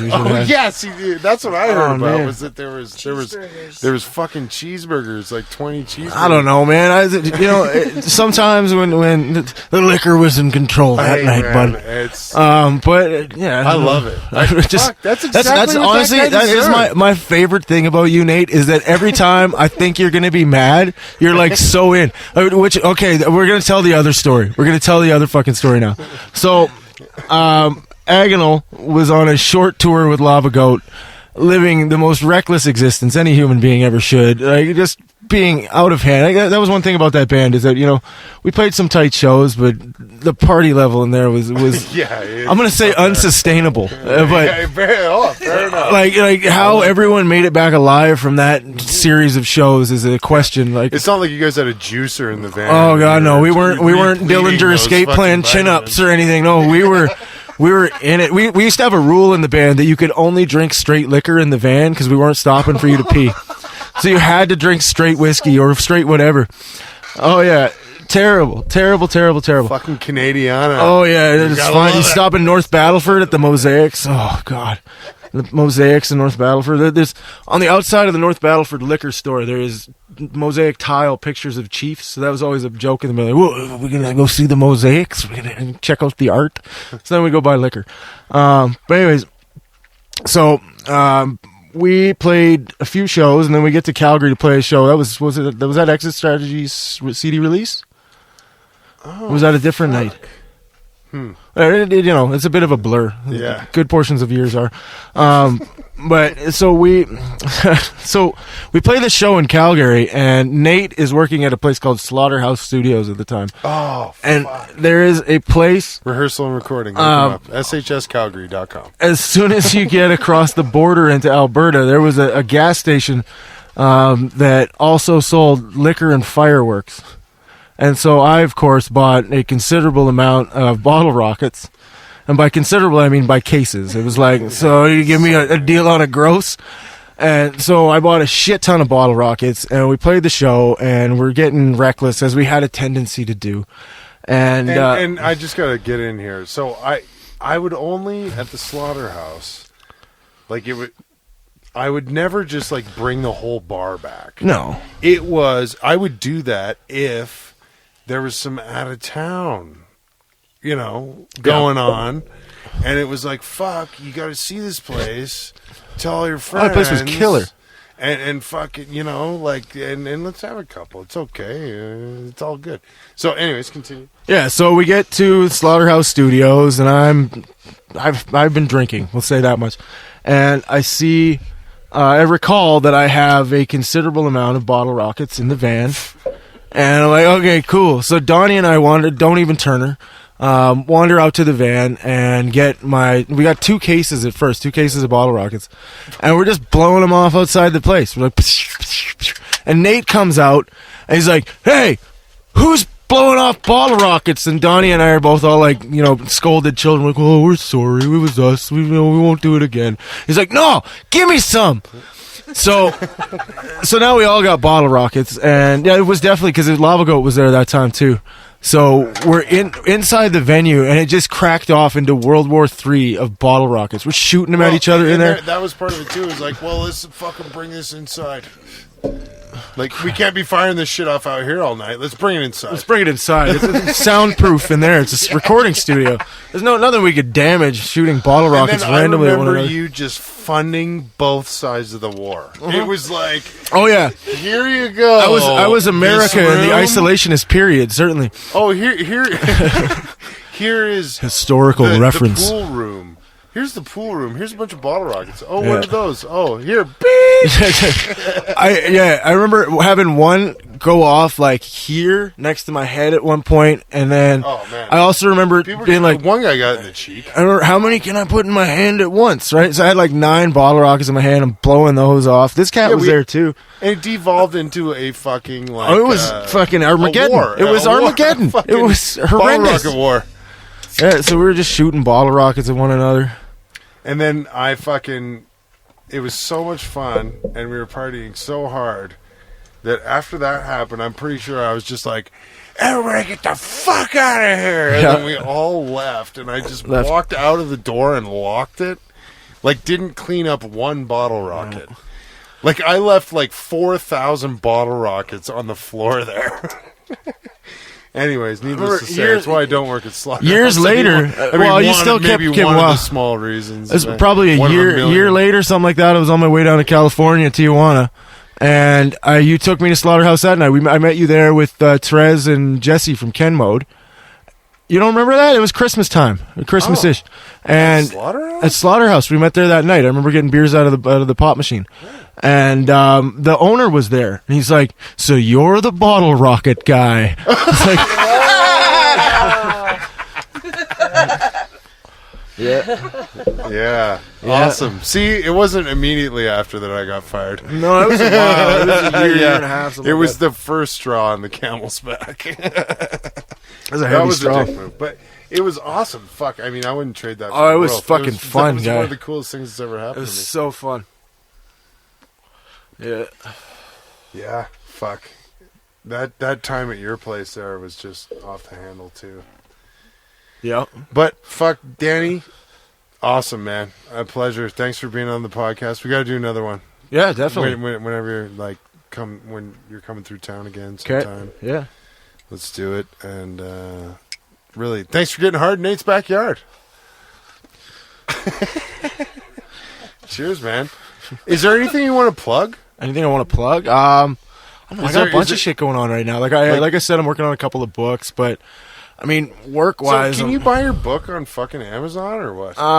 you can buy through well, there's not many left, to tell you the truth. I mean, I like a DIY, right? And so I printed. I'm pretty proud to say that I printed 2 rolls of paper. Is how we did it. So that was about 5,200 books, and the last 20 are in my car.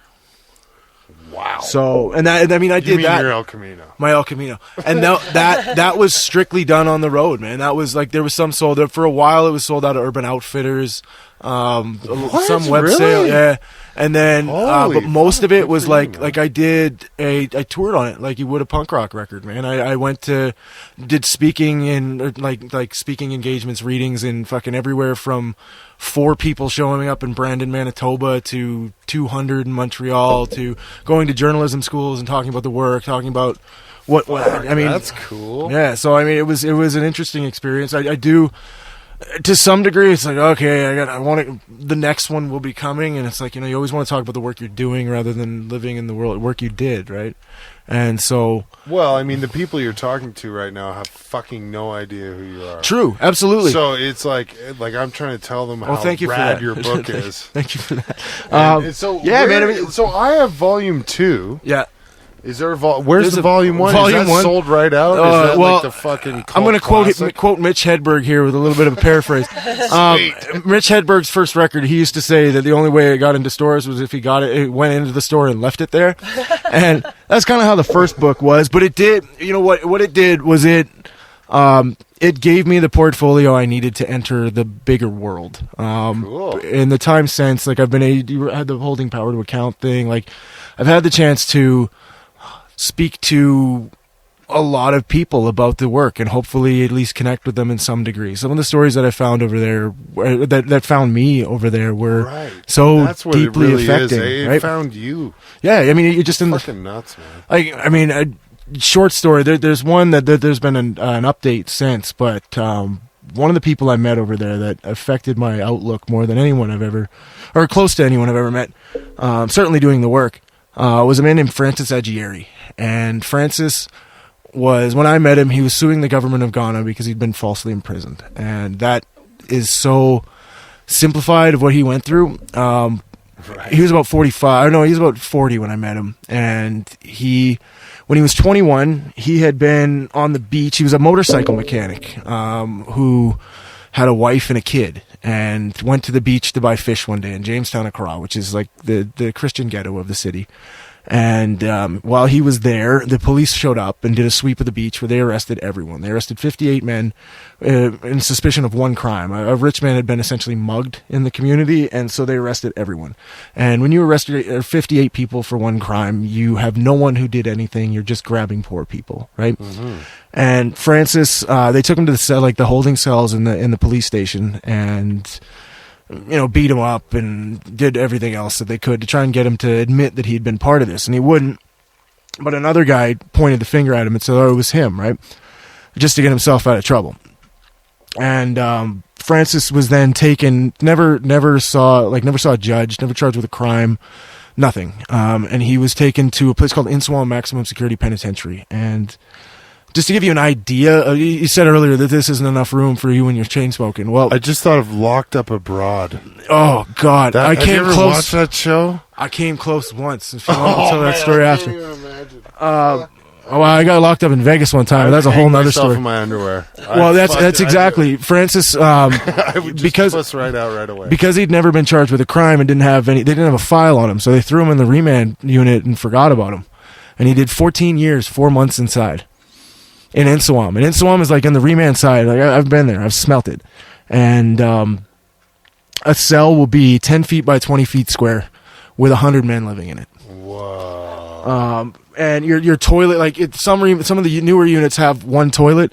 Most of them, they'll just have a trough in the back that runs. And the trough runs from cell to cell to cell. And if you live on the last one with the drain, you're in pretty bad circumstances. That's like the internet in prison, though, right? right. You can send fucking notes down that fucker. Oh, God. Oh, that would be a good way to get communication going, but shaping out your turds or something. But yeah, so Francis is in there, and like I said, 14 years, 4 months, and he told me that the first half of that, he spent thinking of new ways to kill himself. He tried everything he could think of to try and off himself. I know, heavy again, but there's a good outcome. Wait for him. So about 7 years into his sentence, he climbed up to the top of the highest tower in Insawam, which is, it's only about maybe 5 stories. It's a tower where they would let prisoners go up to like hang their clothes or whatever, right? And he jumped off. And he jumped off into a gravel pit and like split his lip wide open, busted his face open. He had gravel in his hands and when I met him, healed in, like showing me where the gravel was still inside his face, right? Whoa. And he went to the infirmary unit, and because he hadn't died, he sort of got the philosophy in his head that, well, I can't kill myself. I've tried so many times and it hasn't worked, so what am I going to do? So he decided that he was going to live in a way that would make it so no one could ever say that he should be there.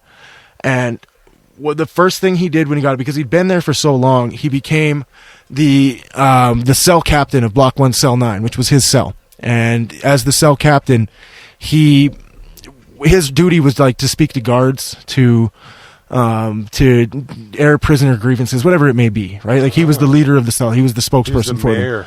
The mayor of that cell, as much as yourself and Boness here. And one day. So he was in there, and the first thing he did as the leader of that cell was he formulated 15 rules that were how you live in that cell. There were matters of respect. They were, don't sleep in another man's sleeping place. Don't smoke in the cell. Don't do this. Like really simple shit to make it actually livable to be in there. Because these are starving men, and starving will make you go crazy. And in order to enforce these rules, they held an election in the cell. And this is the only cell that did it. This is the only person who did it. Where they elected a judge, a prosecutor, a defendant, and 2 cell commandos to keep shit in control. And they would hold trials of people who had been accused of breaking a rule. And this is a man who had... Fucking wild. The social contract shredded in front of his face. 14 years, 4 months inside of prison for no reason. No charges, no nothing. And the first thing he does when he gets a little bit of control, a little bit of power, is reestablishes the social contract for the men who are around him. That's fucking profound. That is like the most amazing thing that I've ever met a human. The thing that he did that is like so phenomenal. Yeah, a guy you met. A guy that I spent a lot of time with and was able. And I mean, he lost everything. He came out even after he was finally released because actually there's this minister guy who had been put in prison for a week, and he was kind of rich because he was a gospel singer and a minister in Ghana, and he had a song that was called like Jesus is a good guy to me or something like that, and it got big and he made a bunch of money on it. So he started this like freedom project in Ghana for people who were falsely imprisoned or people who'd just been held in like I met dudes in the remand unit who'd been there for 5 years on a charge that would have got them 3 years inside. Like that's the reality there. And eventually this dude got a lawyer to go talk to Francis because Francis always told this story, told people that he shouldn't be there, that he wasn't supposed to be there. And it cost about the equivalent of about a $10 Canadian fee for an injunction and to file an injunction that got him let out of jail after 14 years. But when he got out, he was still seen by his neighbors as an ex-con. He was a criminal. And like his wife was long gone. His kid was, 17 and angry because his dad had never been there. Like he lost everything to this thing. But he still had this this energy about him that he would tell me. He's like, I know I seem like a happy person, but I am not a happy person. He would tell me that all the time. Like I remember the first day we met, we were eating in a restaurant, like a little kind of side of the road thing, and I was like, "Oh, I'll buy you lunch. Like, just what do you want? I'll buy you lunch." And he's like, "No. Just if you give me the money, I will make it last a week." I was like, "Okay." And I remember I finished eating my chicken and jollof rice, and there was the bones sitting on my plate, and he's staring at the bones. I was like, "Francis, what the fuck, man? What are you looking at?" Right? He's like, in prison, men would kill for that. And he's looking at the bones. He's like, just so they could have some flavor in their soup. I was like, motherfucker, you are like tearing my heart out right now. But he did eventually, he won his case with the government of Ghana. He won it end of 2014 and was paid 240,000 Ghana cedis, which at the time was about 96,000 Canadian. For 14 years of his life. I mean, 96 big money over there? Over there, $96,000 could spark a lot for a person, but he took that fucking money and still uses it to try and get other men who were in prison out of prison. Right. For him, it's not about the money. It's just about the fact that they had to say that he shouldn't have been in there. Right? It's not $1,200 a month, right? No, I mean, I paid $350 a week for my spot in Labadi Beach. Well, 350 CD, sorry. So that's about $105 a week for my spot in Labadi Beach. And I had roommates. Wow. But I mean, but frankly, as a foreigner, or what they call Obruni over there, which doesn't mean white person, it means man of the sea. So any visitor, any traveler, they will charge you more than they would charge a local. But right. I mean, you were able to get by. Like honestly, still sometimes like, I think a local is $250. Oh yeah, something like that. Rent a month. Something like that, if even that. But I mean, sometimes I think that if shit ever got real bad for me, like I had to get money in a hurry, I'd just go over to Africa with like 10 grand and 2 freezers and make ice, and then I'd be a billionaire inside the first week because nobody's making ice over there, right? But at the same time, it's like, I mean, it solar powered ice machines. Something you can. Well, yeah, that's the other issue. Is clean water's hard and electricity's tough too. Which is the same thing in northern Canada. Electricity is a motherfucker. Clean water's not there.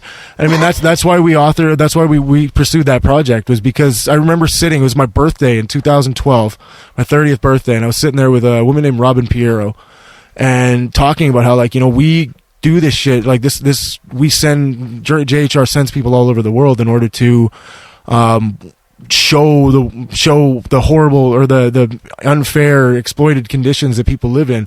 When that shit happens everywhere, it happens all over this country for sure. You look at the girls who work on the street and the young girls who work on the street in Calgary. Chances are they were trafficked here by somebody who promised them a job in the city doing something, and that's no different than it happens over there. That's like I said, it's just the change in the weather and how we deal with it, man. Yeah, it's weird though. It's like that.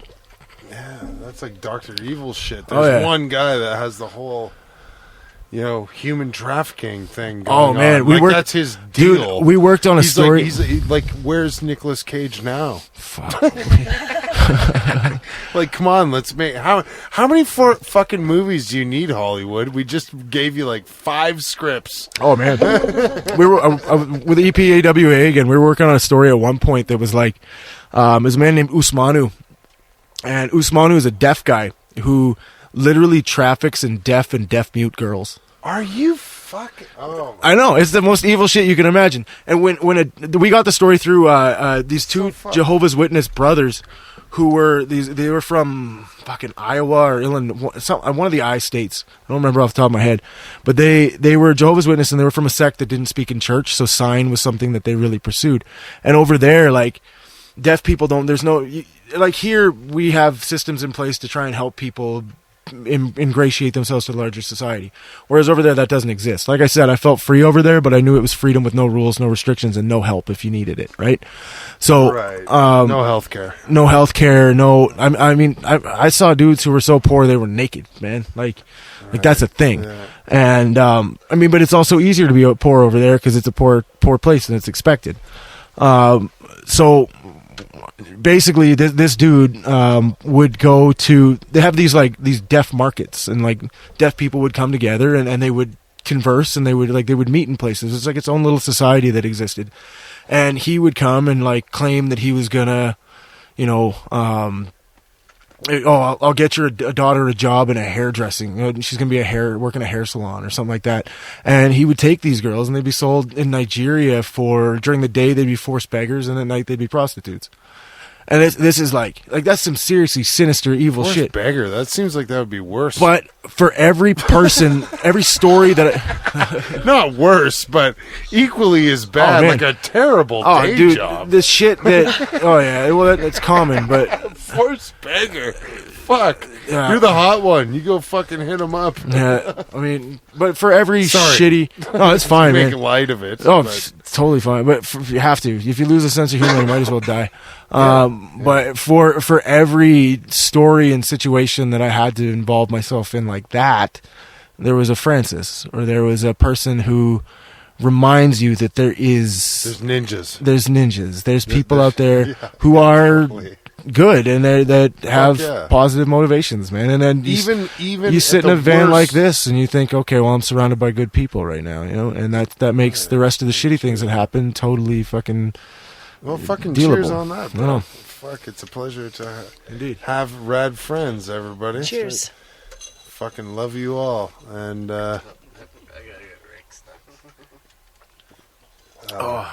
that's I did almost go to jail in Ghana once. I got real close. That was crazy. Yeah. I used to buy weed in Budubaram camp. Tell the weed story. Tell the weed story. Okay.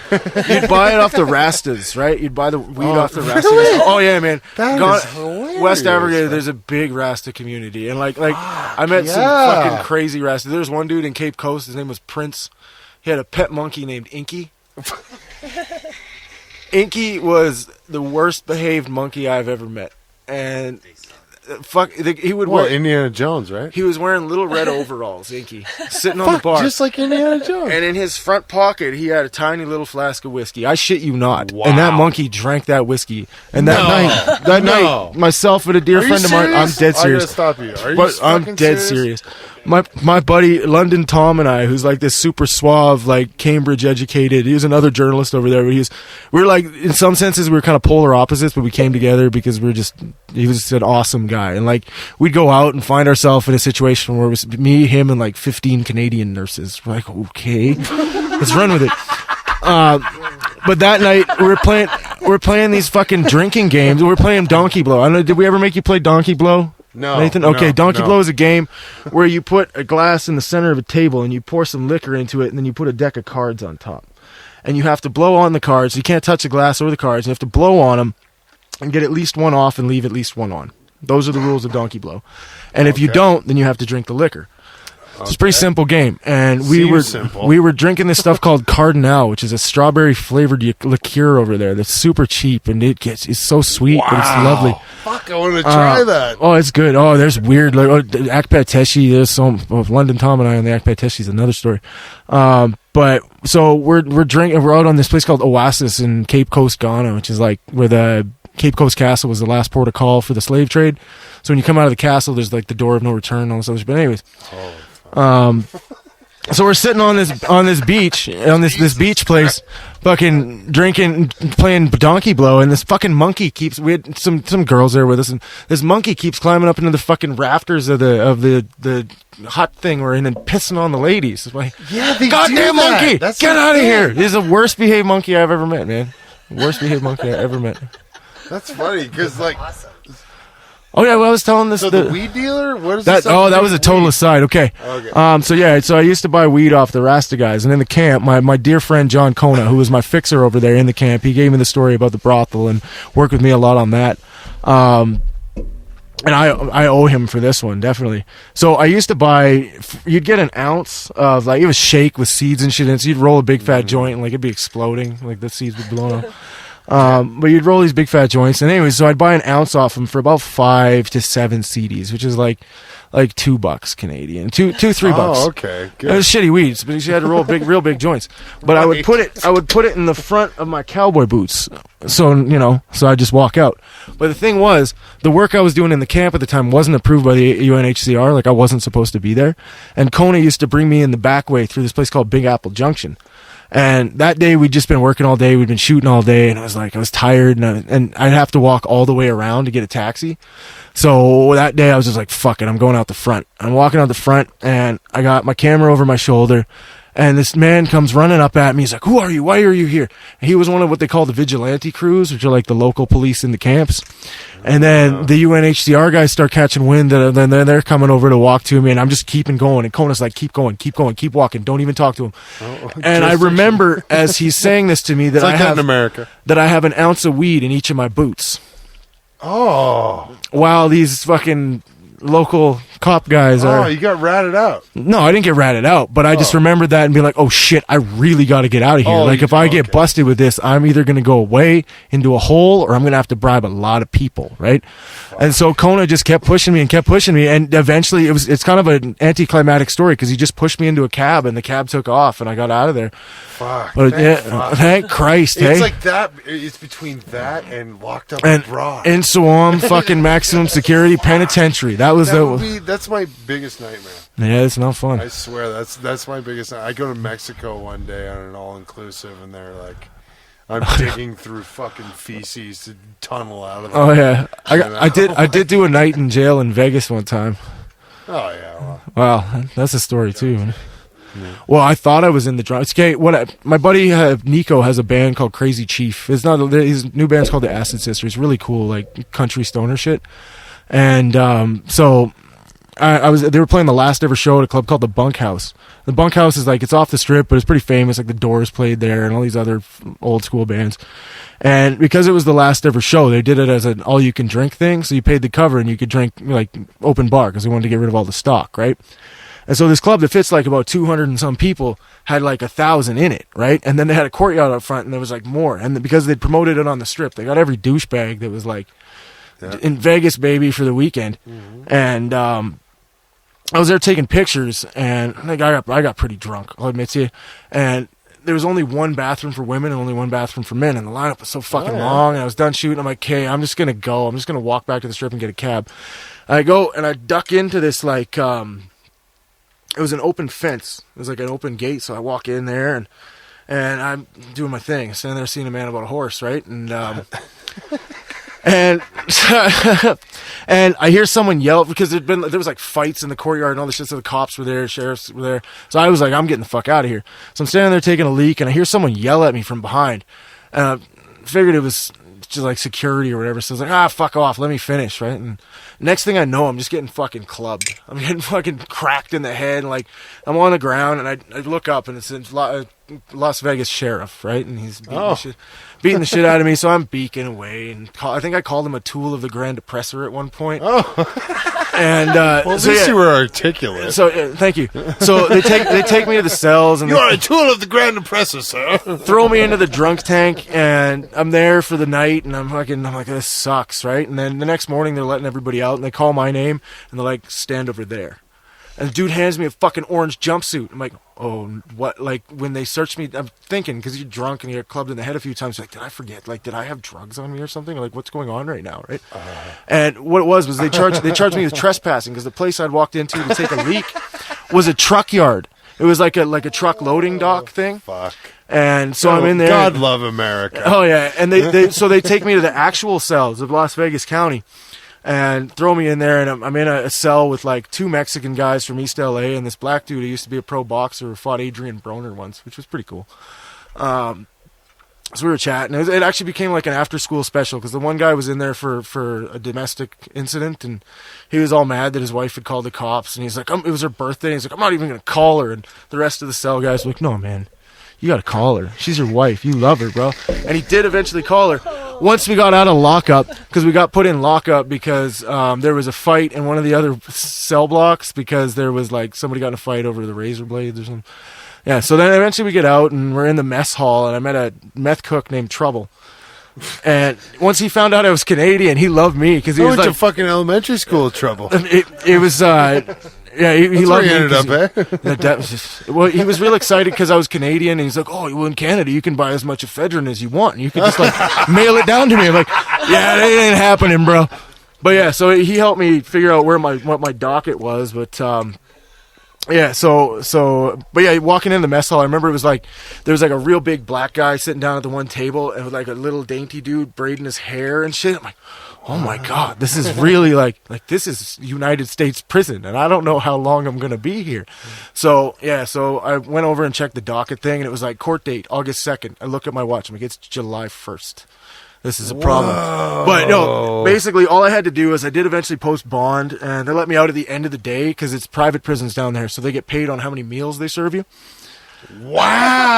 Yeah. So I got let out, More and fun then facts. and then I had to go and get a lawyer from 1-800. It was halfpricelawyers.com. I remember because I had a lighter that had a bottle opener on it, and that was their business card. And they did the court date for me. Charges were expunged. Although what they say about what happening in Vegas, what happens in Vegas stays in Vegas is bullshit because later on my mom was Googled my name to show her friends some of the cool shit I'd done. And like 5 pages down, my name arrest in Vegas. And because there's an entire industry down there that's just like what they do is they check the arrests from the night before and then put your name and your mugshot if they got it on the internet and charge you $350 to take it down. Wow. Yeah.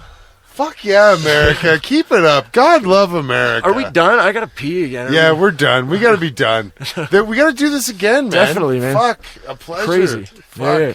You have too many crazy stories. And with the jail for this story. podcast. That's good. Yeah, fucking A. So, all right. Thanks for listening, everybody. Fucking buy Danny's book somehow so he has to make more. It's in the It's El called Camino. Different Drummer. All right. Cheers, everybody. Thanks for listening. Get the fuck off of our board!